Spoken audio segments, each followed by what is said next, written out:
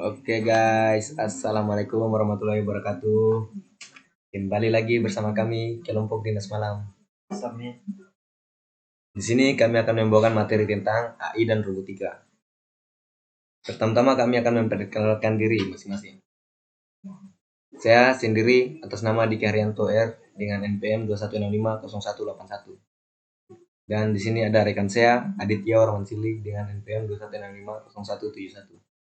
Dan yang ketiga ada rekan saya juga Muhammad Maulana Rasid dengan NPM 21650208. Untuk materi pertama tentang AI akan dibawakan oleh rekan saya Aditya Warmansili.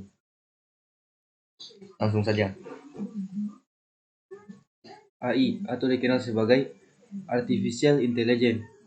Dalam perkembangan AI, selain karena perannya sangat membantu manusia, juga didukung banyak kehadiran film fiksi ilmiah yang berkaitan dengan AI, sehingga semakin menambah ketertarikan orang-orang terhadap AI. Perlu kamu ketahui, AI tidak selalu berupa sistem virtual, seperti Jarvis pada film Iron Man, atau selalu dalam bentuk robot. AI bisa diterapkan dalam berbagai hal, dengan menekankan pada kecerdasan mesin yang bisa memberikan respon layaknya manusia. Saat ini, hampir semua perangkat komputer atau teknologi modern telah banyak menerapkan kecerdasan buatan, seperti yang digunakan sebelum AI bisa kamu rasakan saat menggunakan smartphone melalui asisten virtual Google atau Siri. AI diprediksi akan terus berkembang dan lebih cerdas lagi, dan kamu tidak dapat menghindarinya. Mengenal sedikit tentang kecerdasan buatan atau AI. Kecerdasan buatan atau Artificial Intelligence (AI) adalah simulasi dari kecerdasan yang dimiliki oleh manusia yang dimodelkan di dalam mesin dan diprogram agar bisa berpikir seperti halnya manusia. Sebagai menurut McLeod dan Scale, kecerdasan buatan adalah aktivitas penyediaan mesin seperti komputer dengan kemampuan untuk menampilkan perilaku yang dianggap sama cerdasnya jika kemampuan tersebut ditampilkan oleh manusia. Dengan kata lain, AI merupakan sistem komputer yang bisa melakukan pekerjaan-pekerjaan yang umumnya memerlukan tenaga manusia atau kecerdasan manusia untuk menyelesaikan pekerjaan tersebut. Terima kasih. Baik, materi selanjutnya akan dilanjutkan oleh rekan saya Muhammad Maulana Rasid. Langsung saja.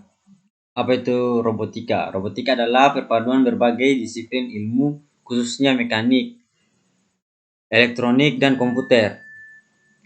Perpaduan mekanik dan elektronik bisa tercipta robot-robot sederhana yang memiliki banyak manfaat, baik manfaat hiburan atau yang lebih serius untuk membantu berbagai bidang, misal bidang industri. Materi pemrograman robotika. Materi robotika mengajak mereka tidak hanya mengerti prinsip dasar robotika dan pemrograman, namun juga ditantang untuk memodifikasi program dan konstruksi robot. Pemrograman mikrokontroler menjadi pilihan di mana mahasiswa diajak untuk belajar pemrograman mikrokontroler melalui dari yang sangat sederhana, mengaktifkan flip-flip hingga menjalankan manipulator robot. Selain itu, pelatihan mikrokontroler dengan robotics kit memberikan banyak kemungkinan dan sangat bervariasi. Dengan berkembangnya teknologi, kita bisa memilih jenis pemrograman robot mau yang mudah atau yang sulit.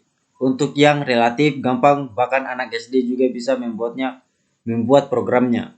Bisa kita pilih pemrograman grafis. Pemrograman grafis yaitu dengan menyusun gambar-gambar sebagai simbol dari item program. Misalnya kita pilih gambar dinamo motor, bisa kita pilih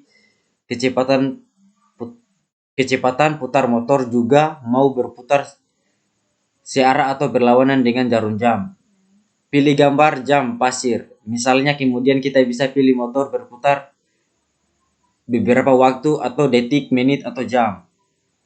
Dan seterusnya, kombinasi gambar dan pilihan akan banyak sekali variasinya. Kreativitas memilih menyusun simbol-simbol tersebut menjadi program dan otak robot menjadi sangat menarik. Pemrograman yang relatif lebih rumit yaitu dengan bahasa program atau pemrograman basic hingga ke pemrograman bahasa C dengan menulis dan mengetik satu persatu perintah-perintah yang kita inginkan. Mau lebih mudah, bisa juga dengan copy paste dari program-program yang sudah jadi. Artinya pemrograman robot itu tidak sulit. Baik, itu dia tadi penjelasan dari rekan saya Muhammad Tuhan Rasid. Selanjutnya saya akan melanjutkannya lagi. Penggunaan dan fungsi robotika. Karena semakin banyak robot dirancang untuk tugas-tugas tertentu, metode klasifikasi ini menjadi lebih relevan. Misalnya, banyak robot dirancang untuk pekerjaan perakitan, yang mungkin tidak mudah beradaptasi untuk aplikasi lain. Mereka biasa disebut dengan robot perakitan.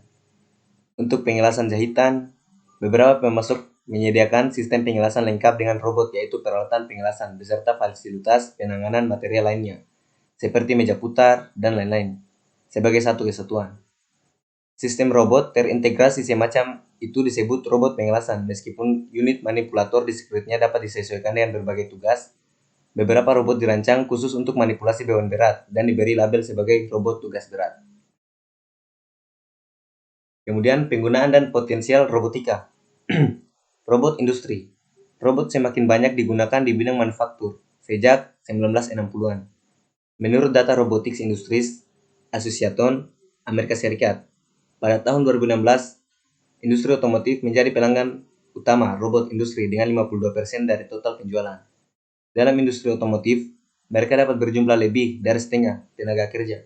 Bahkan ada pabrik mati lampu seperti pabrik pembuatan keyboard IBM di Texas yang sepenuhnya otomatis pada awal tahun 2003. Kemudian ada cobot atau robot kolaboratif. Kemudian robot konstruksi. Robot konstruksi dapat dipisahkan menjadi tiga jenis, yaitu yang pertama robot tradisional, robot lengan, dan robot exoskeleton. Kemudian robot pertanian atau agri-robot. Penggunaan robot di bidang pertanian terkait erat dengan konsep pertanian presisi berbantuan AI dan penggunaan drone penelitian dari tahun 1996 sampai 1998 juga membuktikan bahwa robot dapat melakukan tugas menggiring. Kemudian yang terakhir robot medis yang bervariasi tipenya seperti Da Vinci, Surgical System, dan Hospi. Oke, itu dia tadi materi dari robotika dan AI. Kemudian ada satu kalimat yang sangat membekas dari Papa Zula. Kecerdasan kita adalah apa yang menjadikan kita manusia, dan AI adalah perpanjangan dari kualitas itu. Kebenaran tak pernah salah.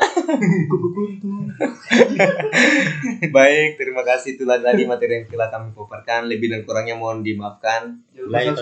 Assalamualaikum warahmatullahi wabarakatuh. Salam dari Binjai. Salam.